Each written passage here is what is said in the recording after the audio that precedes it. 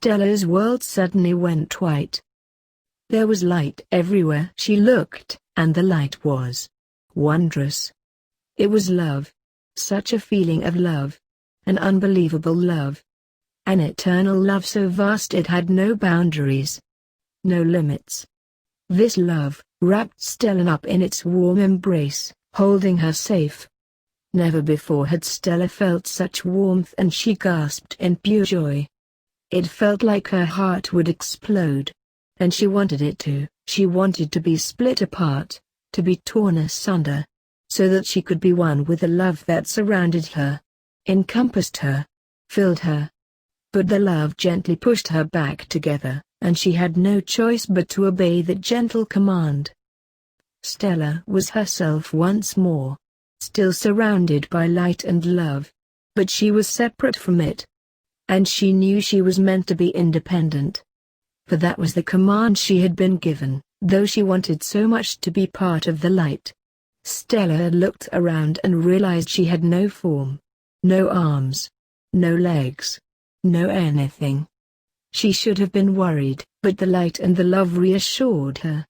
But still, Stella was confused.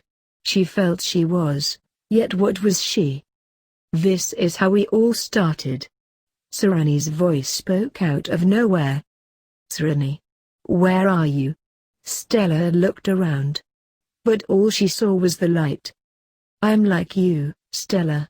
You could say that this was our beginning, except that time was something we created. But the beginning is the easiest way to explain it. Sereni's voice answered. I don't have a body. Stella pointed out. That is because we are consciousness. I am. Yes, Stella, you are. As I am. Every one of us started with I am. Sereni. I can feel you. You're so beautiful. Stella laughed. We are all one, Stella. Just reach out and feel. There are so many of us. Stella gasped again. I can feel them all. I know them all. They are me. And I am them. Stella cried out. It's so beautiful here. I want to stay here forever. Remember what we all agreed to, Stella. We have a job to do. Sereni reminded.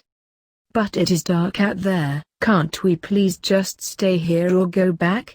Yes, can't we all just go back? Stella begged. We can return if we truly wish. There is no judgment if we do. But we were asked to perform a task. Yes, I know. It's just I never thought it would be so hard. Stella sulked. None of us did, Stella. But we will return when our task is done. Sereni chuckled. Stella pondered Sereni's answer. Then sighed. So, what happens next? Stella finally asked in submission. Creation, of course. Sereni answered. Mass. Gravity. Time. The elements. The stars. The planets.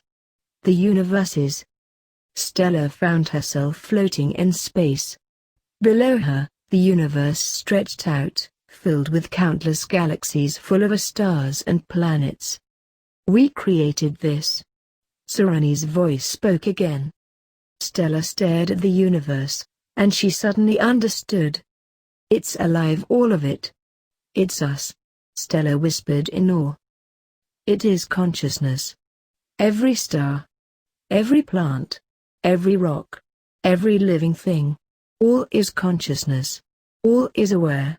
Sereni confirmed. And Stella could feel it, so vast and yet so small.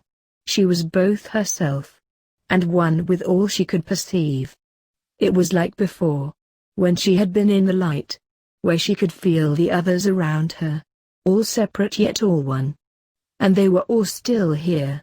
Except now they had taken on shape and form, with a light that connected them all. Every sun. Every planet. Every solar system. Every galaxy. Every universe. Light and love like an enormous spider's web, connecting everything. It's wonderful. Stella repeated, wiping away the tears that fell from her eyes. I have hands. I have a body. Stella looked down at herself. Yes. Serenity answered. So I chose to be a human? Stella figured. We have all been many things. Serenity answered. Many things? Stella repeated. Yes. Serenity smiled. What things? Like an animal or a bird, you mean? Stella pressed. Yes, many things like birds, plants, and rocks. Serenity nodded. A rock? You're joking, Stella exclaimed. Yes, even a rock, Stella. Once we have learned what we need, then we move on, Serenity explained. So have I been a rock? What do you think? Serenity laughed. That's not fair. Why can't you tell me? Stella complained. Because it is not for me to tell you these things. It is for you to remember, when the time is right. Serenity said softly. Besides, that is not why we are here. So why are we here? Stella quickly thought back, remembering the Great Hall. The young girl, the planet. She exclaimed. Yes, very good. Serenity congratulated. I didn't believe you when you said the young girl was a planet. Now I see. Stella paused. But how can a planet be a young girl? Shouldn't she be much older? Time is not the constant you believe. A may fly their lives for just one day. Is middle-aged come noon. While a planet that lives for 100 billion years is but a just child after 10 billion years. HMMM. Stella nodded, seeing the logic in Serenity's answer. So why is she so scared? Now that will take some explaining. To answer your question, you must remember how the One created all from a single sound or vibration. This vibration gave everything its shape and form. Your scientists are only now discovering how the atoms, the very building blocks of matter, are no more than vibrations. Through the One Infinite Creator, and through our collective consciousness, we bring order to these vibrations, creating what you would call this reality. Like a projection? Stella frowned. The 8D projection. Serenity nodded. 8D? Don't you mean 3D? Stella corrected. There are actually 8 densities. But you can only see 3 of them. Eventually you will see them all. Stella frowned. Okay, so there's 8 dimensions. But we create this projection, right? Stella continued. Together with the One, we are the creators. So this body. Stella stared at her hands. I created it? Other consciousnesses help create the vehicle you are in, but it is you that guide it, and yet you ultimately shape it. Serenity corrected. So this body of mine is a projection that my consciousness is in. Stella reasoned slowly. That vehicle has not the capacity to hold all your consciousness, Stella. Only part of me is here. So where is the rest of me? Stella cried out. Mostly watching over you. Serenity answered. Mostly. Stella exclaimed. Do you remember when you drove your car back from work today, Stella? How you began thinking about food for your evening meal? A Chinese stir-fry. And then you thought about how you would cook it, and what you needed to buy at the shops. You then wondered why your boss was so picky with you earlier, and how that was probably to do with the broken photocopier.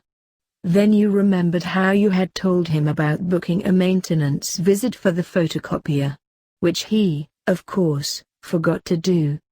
And then your car journey ended. But do you remember driving your car, Stella? Do you remember changing gears and using the brakes? Do you remember stopping at the roundabouts and traffic lights? Do you remember the sweet young girl holding a teddy bear? Serenity asked. My car. Wait. The young girl. I remember her.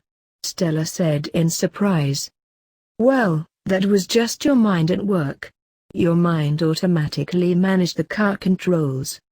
It also managed how you interacted with the other cars and people as you drove back home, all while you were busy thinking about other things. If your mind did not do that, you would be crashing into things every time your thoughts drifted. But that is not all. Your mind is also helping make sure your body keeps working.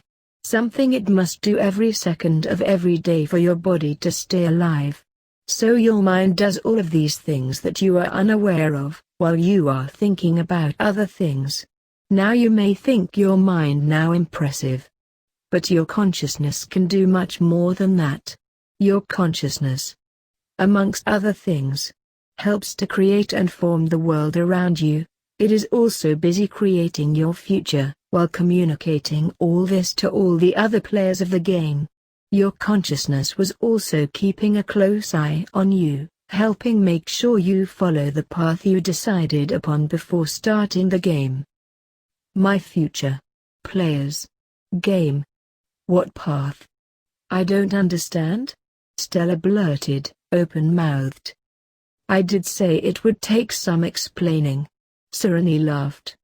Remember, I told you that all you see is a projection that we help create. Serenity waved his hand at the multitude of stars below.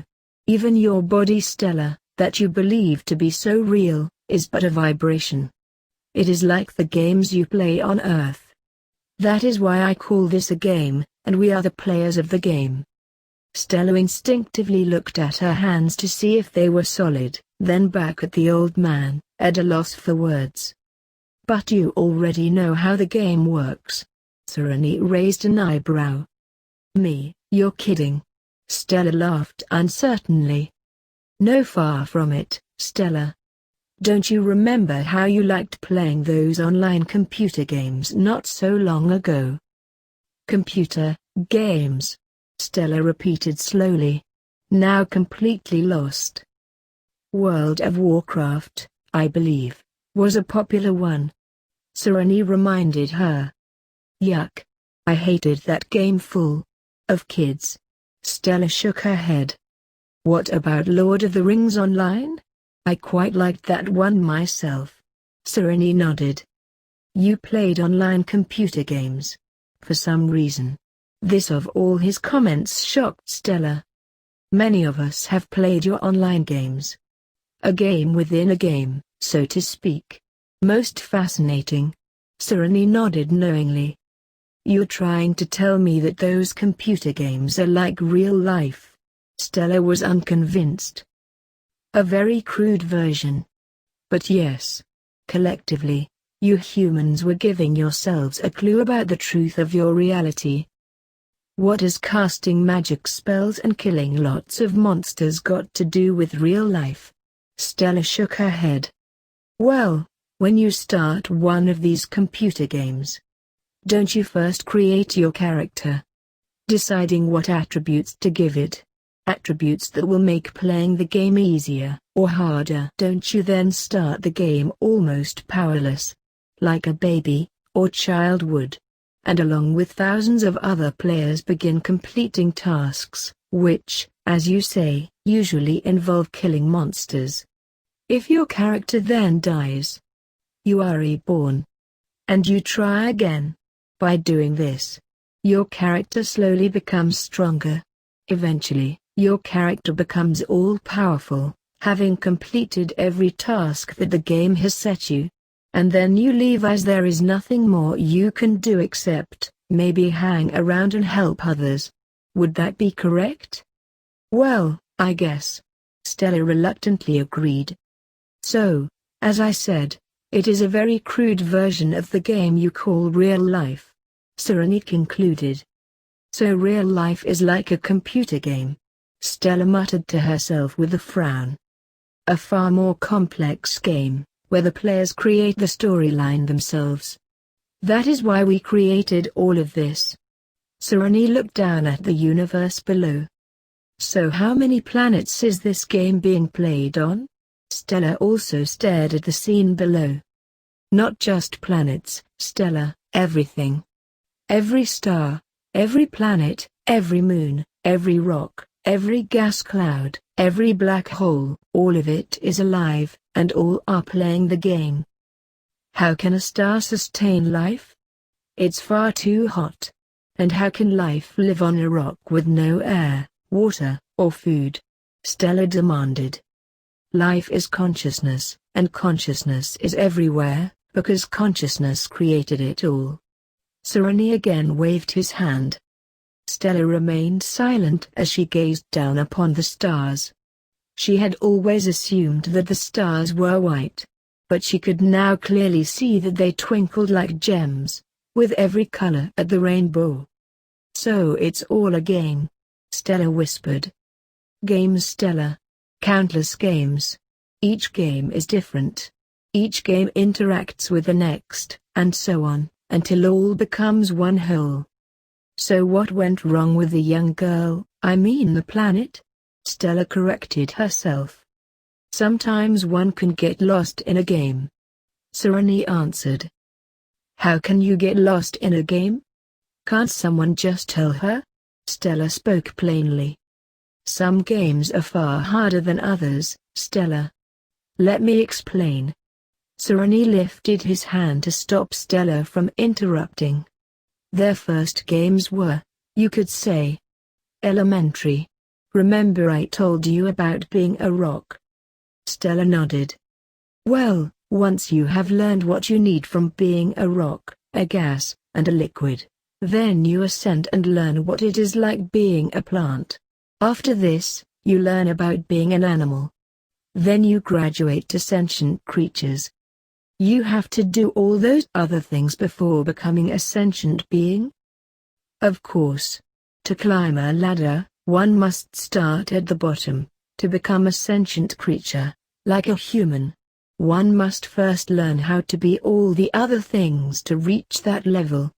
Serenity opened his arms wide. I guess, Stella shrugged. So how come this young girl, this planet is lost? Ah yes.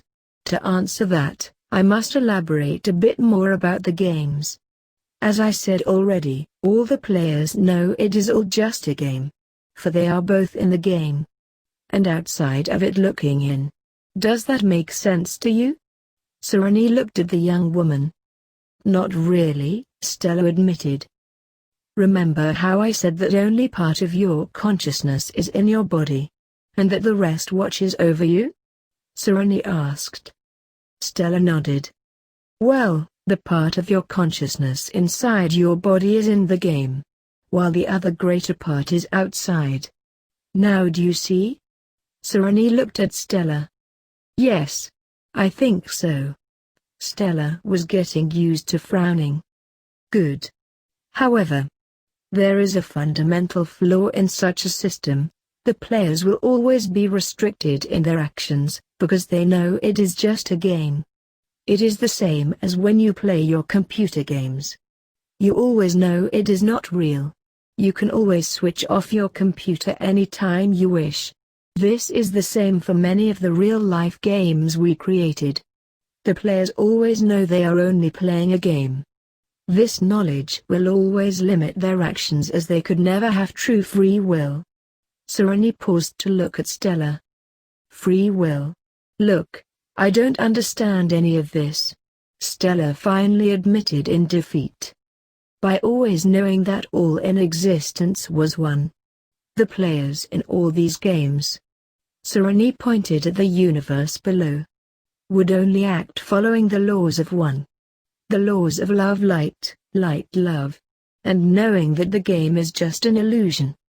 The players would and could not get fully emotionally engaged. This restricted their learning. Serenity tried to explain. Okay, I think I understand. People weren't learning enough from these games. Because they knew it was a game? Stella said. That is correct.